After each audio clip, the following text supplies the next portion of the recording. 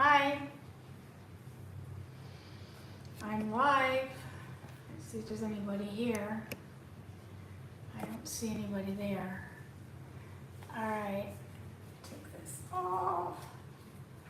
Hello.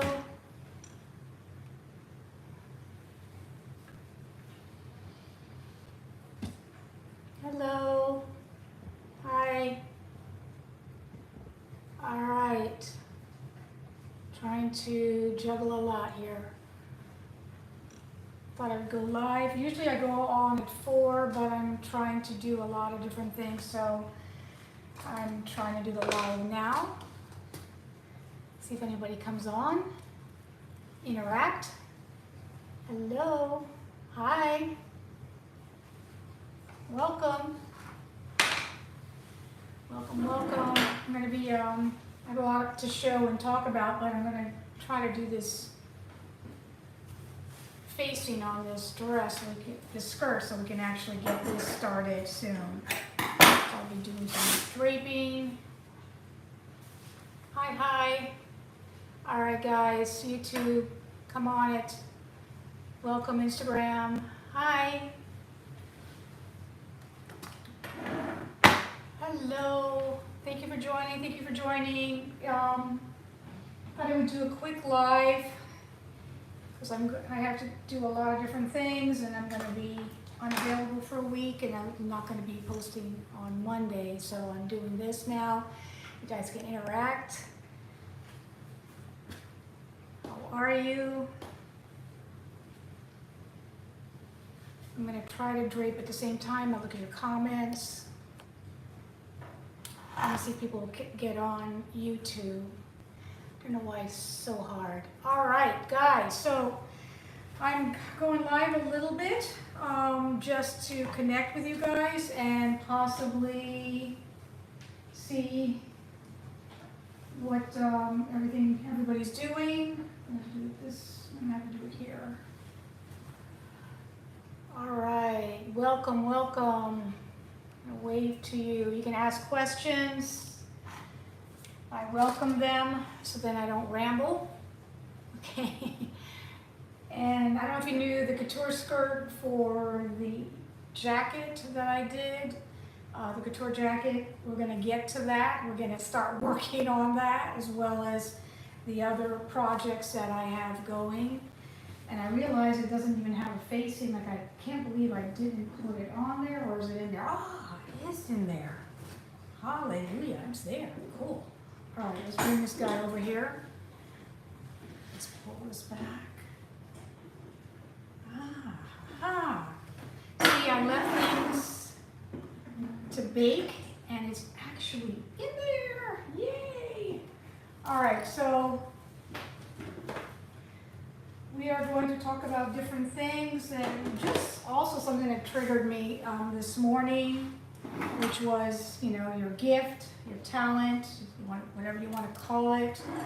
I want to talk about that, and I want to talk about some other things as well. Inspiration, what keeps you motivated. Oh, there it is. Yay! So I have the facing underneath here. I'm going to try to pull it to the top. I have this skirt is asymmetrical in the opening. That is a personal preference. Design element. Yeah, I'm sure it looks cool and all of that, but it was strategically thought about for other reasons.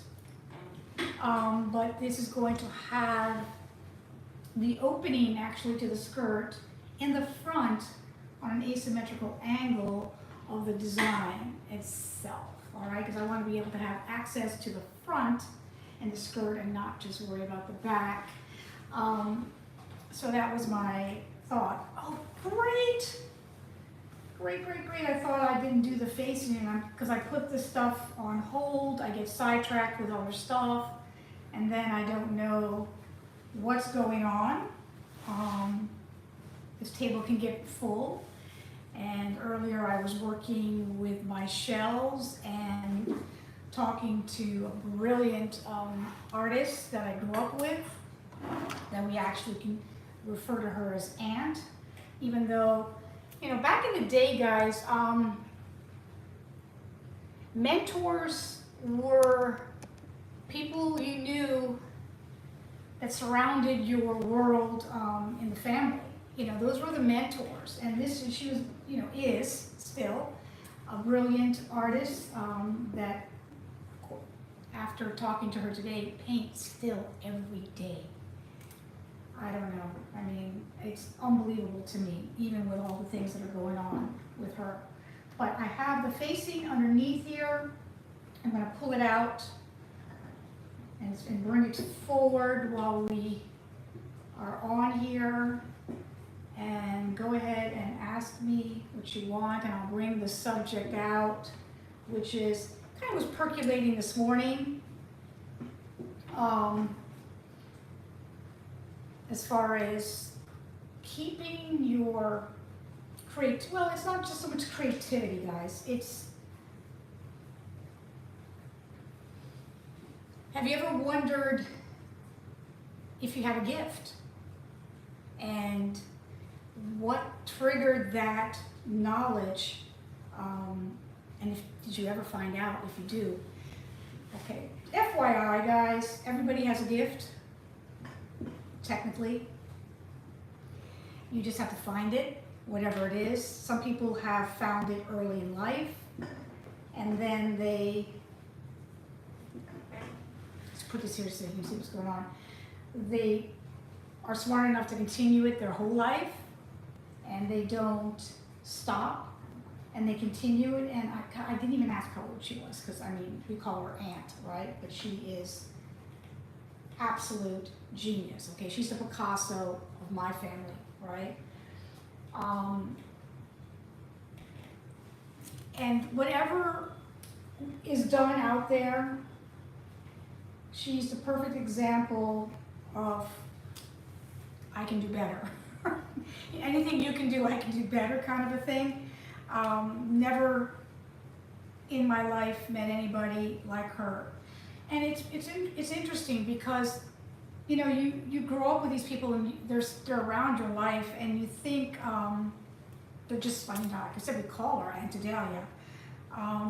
Yet you don't know the impact it has even on generations. I mean, my son is very aware of her art, and so is my daughter, and they're both very artistic as well.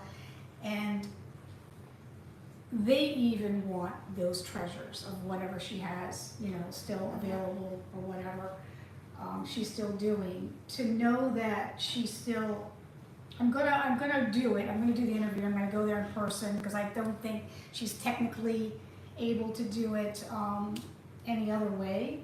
I just spoke to one of her caregiver at this point, and I think that might be the consensus, that I would have to go there in person and you know, conduct it that way, not via Zoom or anything like that. So that's what I'm going to work on as well. But juggling a lot of different projects at the same time, so I thought I would just play with this while we're live. I'm not going to be able to put a video out for Monday, so that's why I'm just giving a little bit of live time now and then catching up on other stuff later. But okay, so the facing is here. All right, so we have the facing. And the thing is, it's asymmetrical. And I had to do it asymmetrical because the opening is asymmetrical. Let's just see. Yeah, okay. And if you can see what's going on. So I put the facing underneath just to make sure it's forming the body correctly, but I'm going to put it on the outside and make sure that it's okay on the body.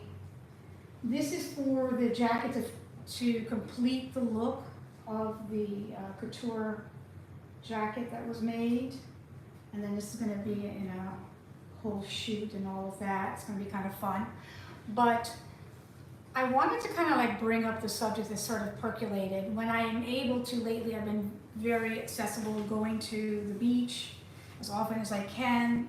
Sleep is hugely important to me right now, so I kind of slept in. Went a little bit later, but it was still like 7 o'clock in the morning, right? Usually it's like 6. And it is where I get my grounding, my spirituality. I kind of connect, and I did a quick little video for you guys to see, which is, have you ever lost your gift? And I think you would have to answer that question once you realized you had a gift. And like I said in the very beginning of this live, that everybody has a gift. I mean, I'm not going to get super crazy with that. Not everybody is, genius, but everybody has a gift. And what I think makes somebody a genius is somebody who found their gift early on and decided to go with it and continue excelling in it. So it's not for anything other than that somebody who knew that they had something that came, what is the gift? Usually the gift is something that comes naturally. Like I said, I went to FIT and all of that. I was not the greatest student. I had many, as we would say back in the day, learning disabilities, right? Now they have names for them. But the one thing I could do easily was create and design. And when they taught me something or they showed me something once, as far as, pattern making or whatever, I was able to grasp it and fly with it and even go beyond it. So I would imagine that might be my gift, but I didn't know that I actually had a gift. I spent the first decades of my life thinking that whatever I had was nothing that anybody else didn't have. I really believed that everybody else could see what I see, do what I do. I didn't think it was anything special. And I'm not trying to say that I'm special. I have to back up and explain that. I want to get to the point, which is, how do you know you lost your gift, right? Till I lost it. And that's when I realized and then started to not take it for granted that there's something that's different that I have that might be a little bit stronger in an area that maybe the average person doesn't have. And I think artists, musicians, designers, anybody that has to do with the arts, and maybe not even the arts. I mean, you can be an engineer, you can be a brilliant scientist, right? I don't think it really matters, whatever it is. When you just go, and you get to the point where you either let life burn you out or situations burn you out, and for some reason something happens and you lose the gift. And so if you lose the gift, it's usually a good wake-up call. And it was, I had to remember that first time that I recollected that I lost the spark or I lost the creativity. I took for granted what flowed so naturally and so quickly and so often and without question. And that's when I realized that, wow, don't play around. And I begged for the gift to come back, like I wanted it to come back. So I did certain things to, try to incorporate it and bring it back to myself. And I did. But, I think I can remember probably losing it at least 3 times, and I would imagine I'm in one of them now. But I thought that was unusual, but of course it's not. It's not. If you're an artist or anything like that, it's not unusual. But what I want to kind of convey is how to keep it, how to cultivate it, how to make sure, you protect it.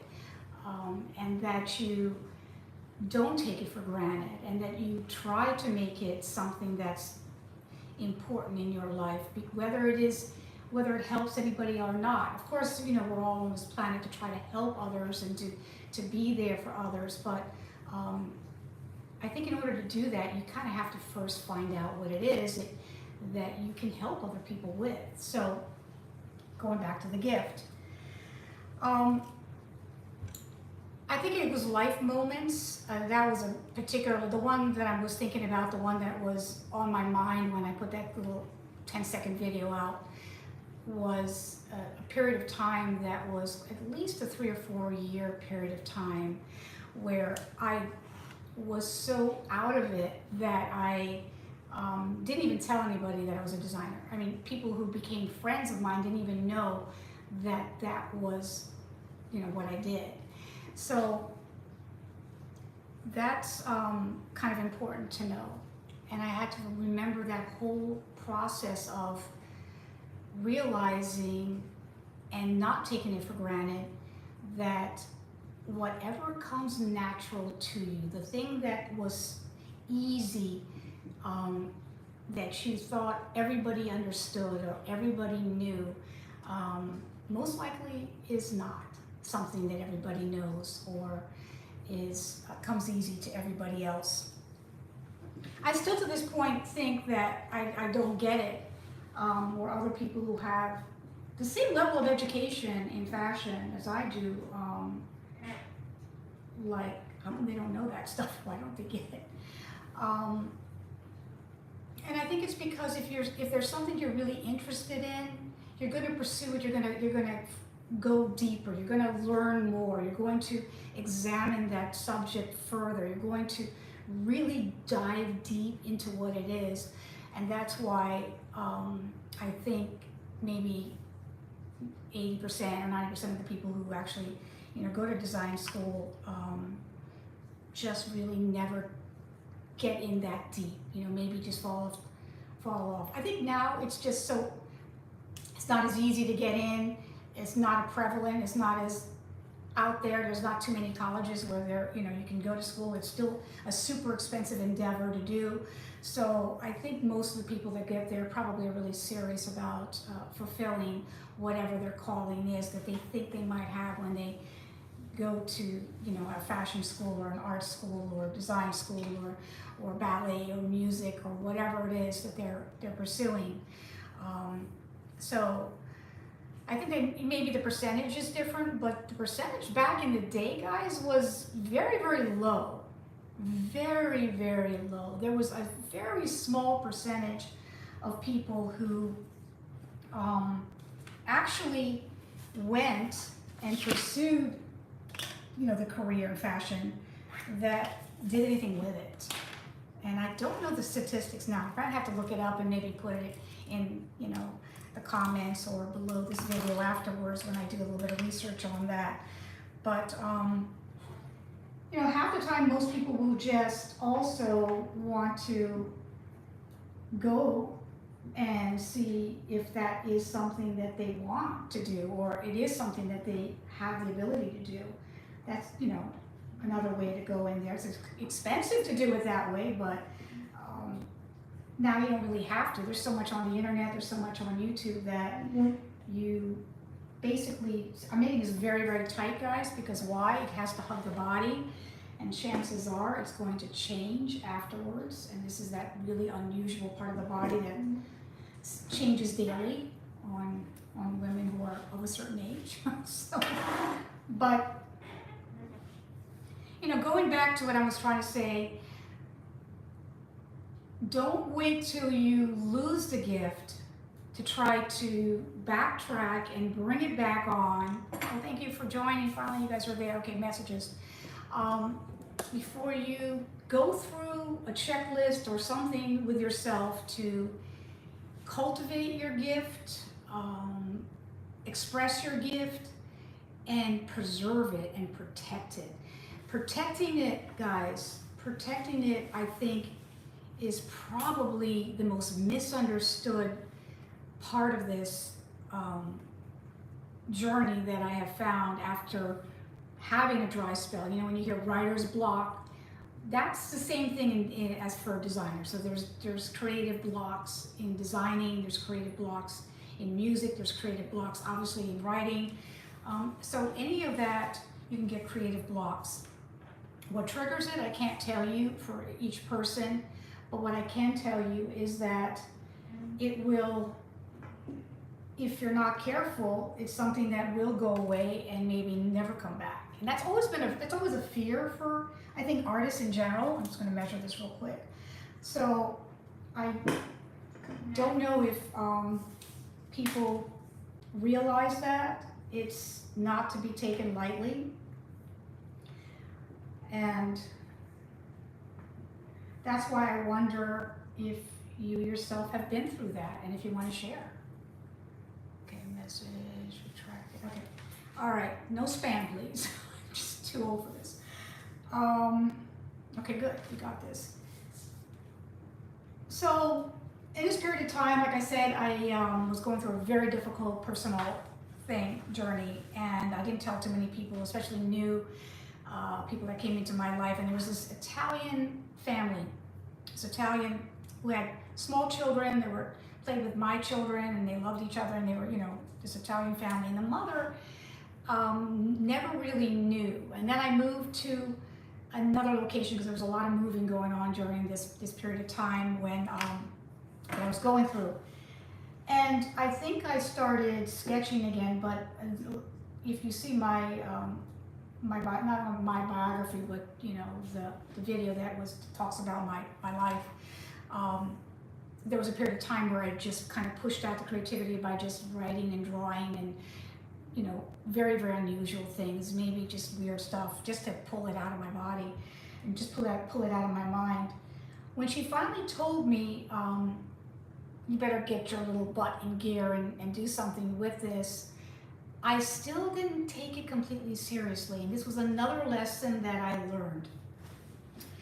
And I'm going to touch on subjects that might like bother people, but hopefully I won't get canned. But I really believe, you know, we say it's a God-given gift because I think God's in it, right? So I'm going to just come out and say it. But at the same time, God will speak in different ways to you on how you should handle your gift or what you should do, and He'll give you creative pushes in that.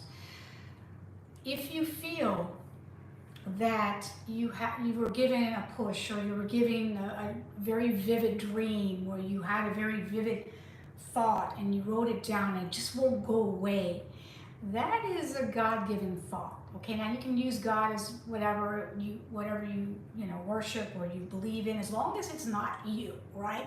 It's an entity outside of yourself that then this whole scenario will make sense.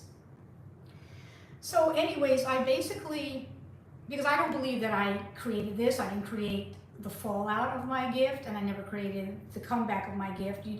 I believe that it's all in unison, right? So anyways, there was a point where I was scribbling and I was sketching and I was doing some creative drawings, and I think I might have showed her them. And she said, oh, you should really do that. You should do a show or whatever. And I was like, nah, I don't see the need to do this one yet, right? I didn't.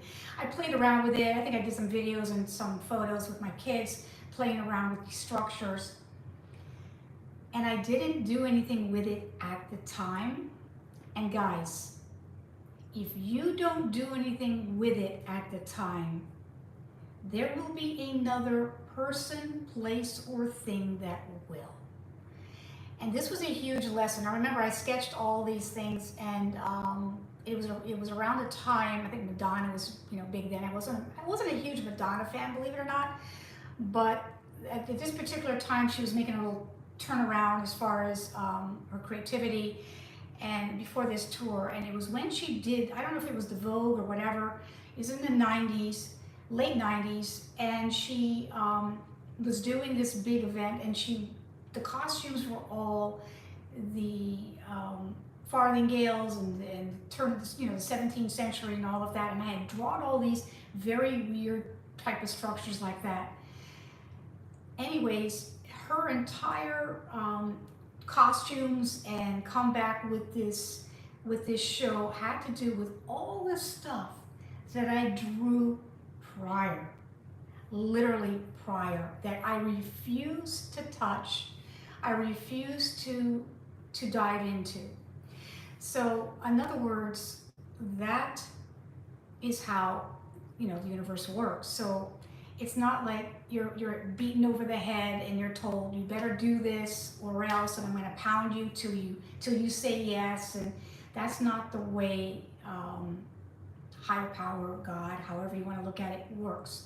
It's just a gentle nudge of pushing you in that direction. And if you don't do it, someone else will be put into that place to do it.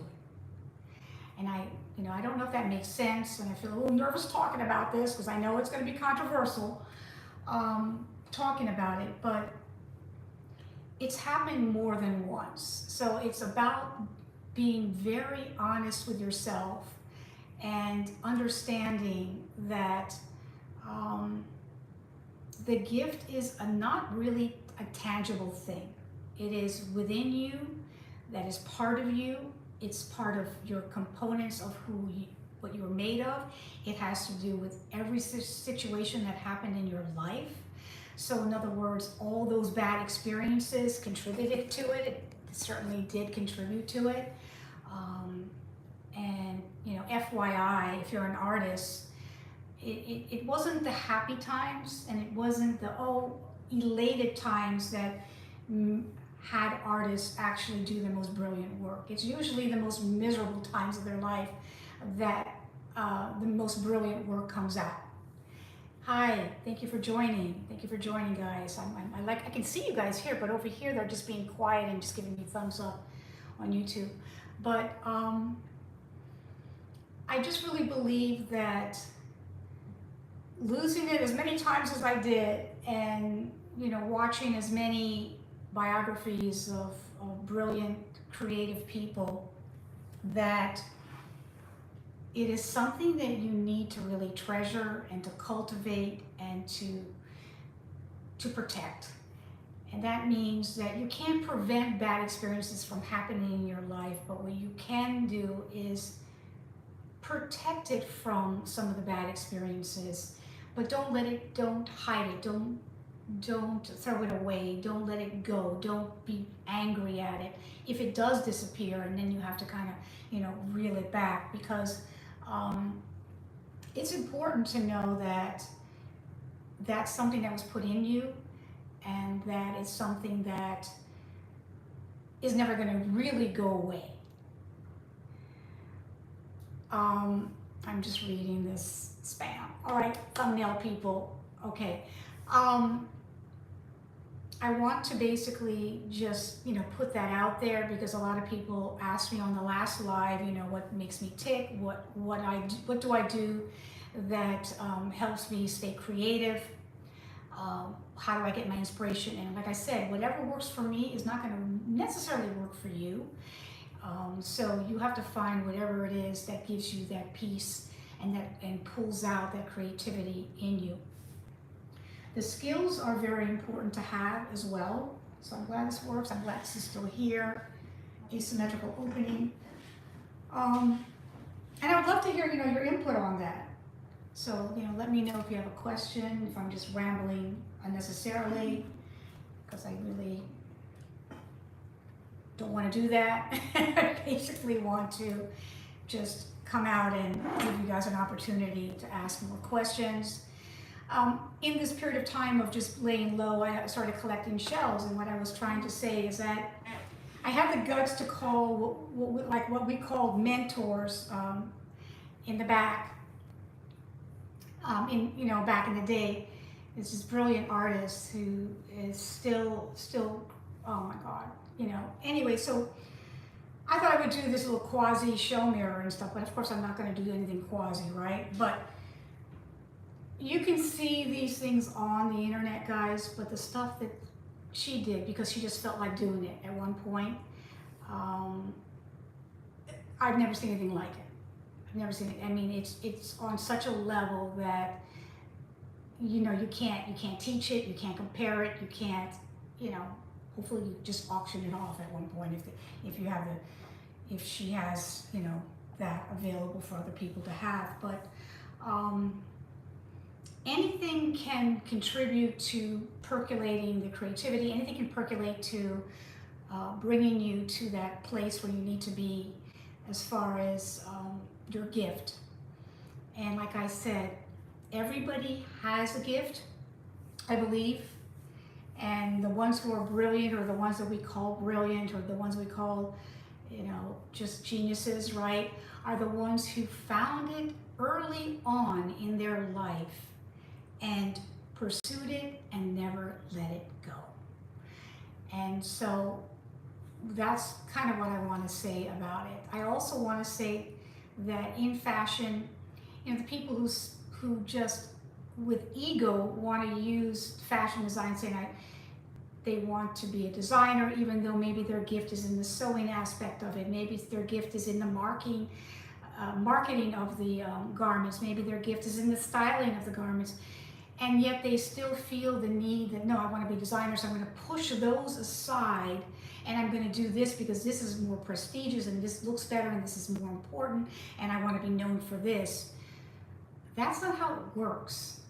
So if if your gift is, simply being able to style for photo shoots, that's a gift, and you can go all the way with that gift. So there's so many aspects of the industry that, you don't have to stay in one location, in one little area, in order to excel in what you do. So I just want to kind of pop on and say that. I don't know if this made any sense. I'm in the middle of doing 3 projects at the same time. But if you have any questions, I'm going to just stay somewhat quiet for a moment just to see, because that is important. I'm wearing this shirt also for a reason. This was an art piece that my daughter did. I think she was, oh my gosh, maybe she was 6 or 7, right? And she did this. And I loved it so much. I think this is her with her brother. And I asked her about it years and years later, and I said, I want that artwork, and I want to transpose it to t-shirts, and I want to put it on my t-shirts. This is my t-shirt design, guys. This is my custom fit designer t-shirt. The pattern is on my website. And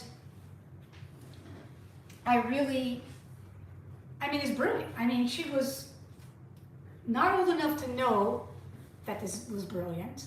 And I don't know, maybe I'm the mother and I think it's brilliant, and maybe no one else sees it as brilliant, but when you look at it and you see the lines and you see the characters and just where she placed the lines and didn't place the lines, I think it's absolutely brilliant. So when I want them near, I wear it. So, okay, so I'm not going to be putting a video out on Monday. I'm being more mindful with my videos. And I just put out one that I put a lot of effort in, so I hope that you guys saw it. It had to do with pricing on different levels. Thank you. Go on the website. This t-shirt was designed with, if you guys know anything about me, you know that I'm the t-shirt girl, because I didn't even press this, I didn't even steam it, but it has a gusset sleeve. So watch, guys, when I lift my hands up, where does the t-shirt go? Nowhere. That'll only happen with my design. I have a special design on this sleeve that has a gusset in it, so it does not affect the design of the entire t-shirt, and it raises, and you can raise your hand up and you can do this, and the whole t-shirt doesn't hike with it. It also has a very fitted piece that's in the back. You know how when you wear a t-shirt, you have this all this gathering in the back? I took that away by putting a sculptured piece, eliminating like a dart inside there. So there's, strategic things to it. So it's not just, your average t-shirt, but I do have the pattern online. No, you have to watch the videos. It says, does the pattern include neckline options?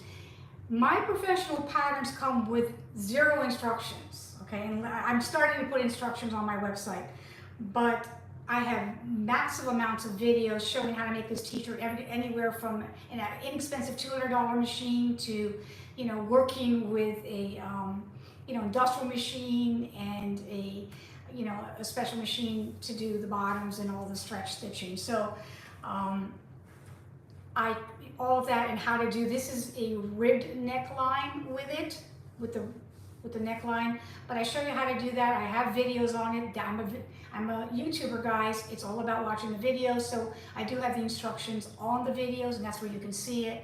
But the pattern itself is a PDF. I'm not sure if it's a downloadable one or the 24-inch wide paper one where you can go a large format printer and have it printed out. But it's there for you, and I think it's sizes. I think extra small, small, medium, large, if I'm not mistaken. I'm not really sure. But it's on Etsy as well as Susan Elias Couture or eliascouture.com. So check it out and ask me questions if you'd like. Was just curious, can't work with that. Well, the videos are my instruction. I'm also adding instructions also on my website, so you can have pictures and instructions.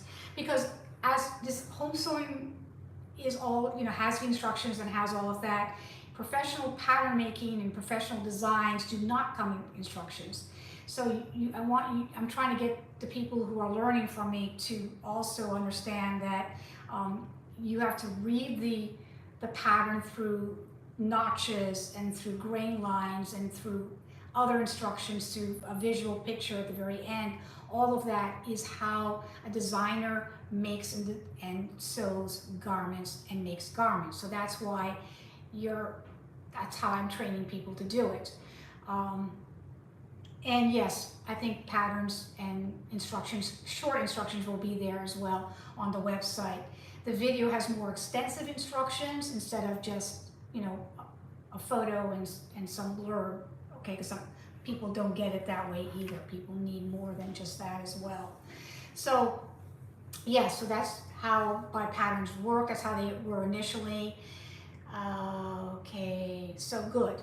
So you'll understand how it's done then if you worked in the industry, right?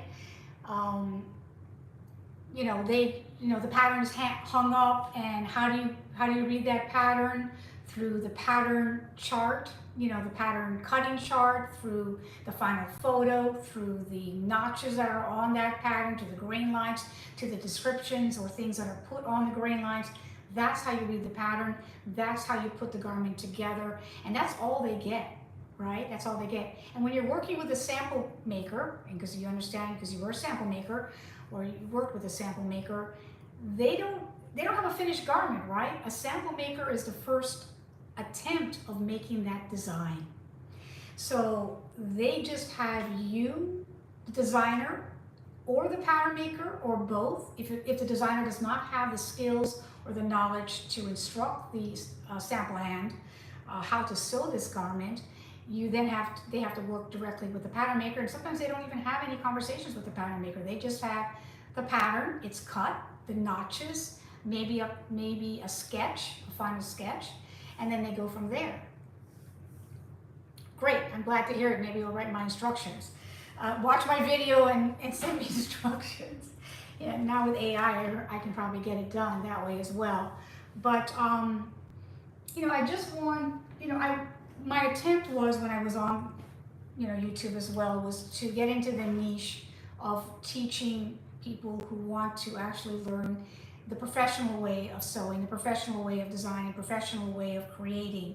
I know and I tried to cross over the home sewing and the professional platforms as well, because there's a lot of crossover, because there's a lot more in the home sewing niche than there is in the fashion design niche, right? So it's a much smaller group, but there's also the carryover or the crossover that is a larger group, right? So that will help to understand the process further. Back, I would say 10 years ago, they were very, very separated. Now it's not quite as separated. There's an overlap, a continuous overlap, and the home sewers are now getting curious and more curious on how certain things are made professionally, starting to buy professional equipment when they're sewing, trying to professional techniques when they're sewing, and then vice versa. So then the professionals, when I first started, I picked out those Vogue patterns at 7, 8, 9, 10, 16 years old, right? And I, attempted to read those directions, understand what the pattern is, and learn that way. And there's nothing wrong with it, and you can continue to learn that way. But even if you're an enthusiast, even if you're just sewing for yourself, it's how you want to learn. Do you want to learn the professional way? Do you want it to be really come across very polished and respected, as far as the out garment being something that, hey, you're not going to know the difference between it being home sewn and you know, bought in the store kind of a thing. So that's part of it as well, and I have extensive videos on all of that as well. So yes, they're super passionate. Home sewers are amazing. Like I said, designers don't sit behind the machine as often as home sewers do. Designers are so busy doing this, right? We're so busy calculating this that we don't have time to do the other stuff most of the time. So the ones who are sitting by the machine, the pattern's already made, they've sharpened their skills probably even more than your fashion designer, because they're sewing non-stop and their brain isn't having to worry about putting the pattern together. They're just concerned on how to put that thing together properly, right? So that's how that works. But anyways, I hope that makes sense, and I hope that this was beneficial. So my question to you is, have you ever sat down and thought about what is my gift? And that is the one thing, or maybe a couple of things, that comes easily to me, that I didn't have to struggle to learn or to do, that I may still be doing today, or maybe haven't even touched on yet. And how do I cultivate that? How do I preserve it? And how do I protect it to keep it for as many years as I can, and to keep flourishing in the gift? So that's my question for the day. I hope this makes sense. I'll see you soon. And we are going to work on finishing this project as well, in between other projects. And I thank you so much for joining. Oh, thank you. Thank you for being on here again. I so appreciate you, Joanne. And I'll see you guys soon. All right. Bye-bye.